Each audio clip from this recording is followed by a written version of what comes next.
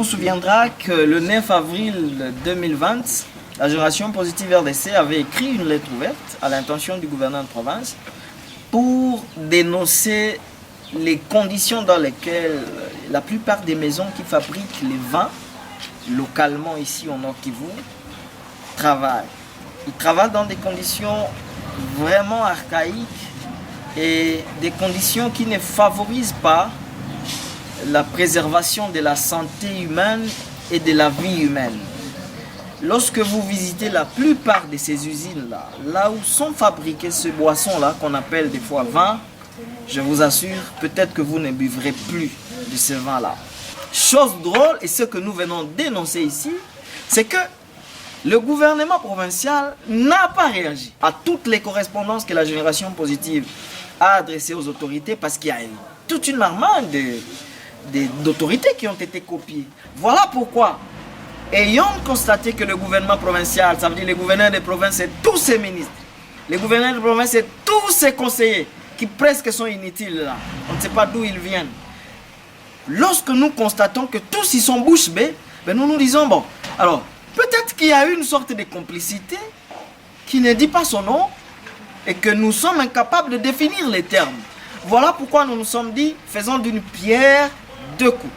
Vous avez suivi, il y a circulé dans certaines maisons et je vais vous informer aujourd'hui que c'était sur invitation de ceux qui ont estimé que par rapport à la lettre que nous avions écrite au gouverneur, eux, ils étaient en train de fournir certains efforts pour améliorer leurs conditions de travail. Voilà pourquoi nous sommes descendus pour aller vérifier ce qu'ils font, dans quelles conditions ils font. Effectivement, je ne vais pas me limiter à ne pas vous dire que réellement, malgré que du point de vue général, toutes les maisons, la plupart de ces maisons sont à fermer et les aider à respecter les conditions légales, à respecter les normes hygiéniques pour produire des produits propres à la consommation, différemment de la plupart des produits qui sont impropres à la consommation. Nous avons quand même constaté qu'il y a certaines maisons qu'il faut encourager. Et nous n'allons pas nous empêcher à les citer. Il y a par exemple la maison Lobiku, ils produisent le vin de Tangaoussi, je crois. Nous avons visité les installations et nous pensons que ce sont des personnes à encourager. Il y a la maison Moussavouli qui produisent le vin à Silitanga aussi. Nous avons visité et nous avons constaté qu'ils ont une vision. Ils sont en train de construire des bâtiments modernes et que le gouvernement devra donc les appuyer. Nous avons visité la maison Belle 6. Belle 6, ils produisent je crois le vin Belle 6. Nous avons visité leurs installations. Vous trouvez qu'ils sont aussi en train de fournir des efforts en ce sens qu'ils érigent des bâtiments qu'il faut, ils essaient d'améliorer les conditions hygiéniques dans leur milieu de production et que donc il y a nécessité qu'un gouvernement sérieux, provincial ou national, les appuie.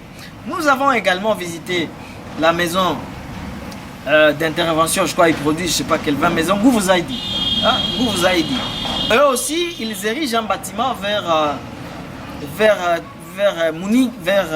Mugunga là-bas. Ils ont déjà érigé un bâtiment. Effectivement, pour cette maison, il y avait un constat.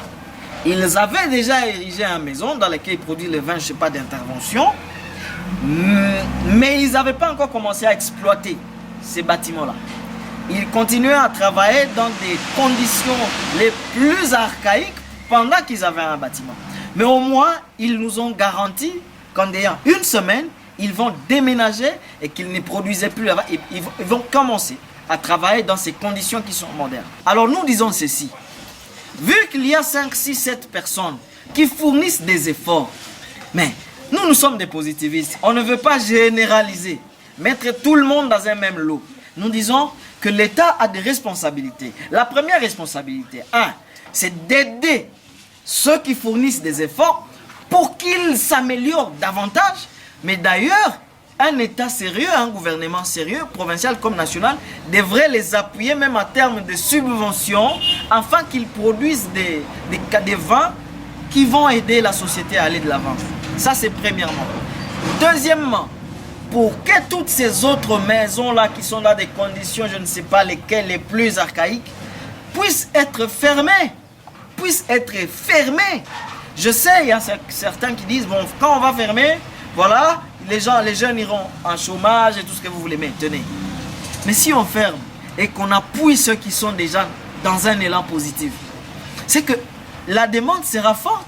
Et en conséquence, tous ces jeunes-là auront du travail parce qu'ils auront à produire beaucoup plus d'avantages. Pourvu qu'on nous produise quelque chose de sérieux.